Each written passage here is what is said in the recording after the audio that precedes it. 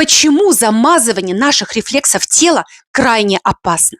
Любые медитации, любые аффирмации, любые мантры, в которых мы хотим заглушить боль, убежать из своей боли, они крайне опасны. Рано или поздно это накопится внутри и взорвется. Этого делать, друзья, нельзя.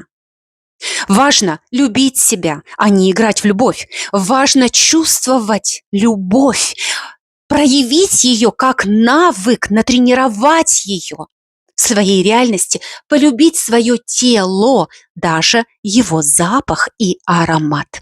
Если для тебя это важно, то я приглашаю, неважно, мужчина ты или женщина, я приглашаю тебя на курс «Любовь без иллюзий», где мы как раз занимаемся вопросами сердца, духовного пробуждения за один день и приятия себя, любовь к себе. Хватит медитировать, пора пробуждаться.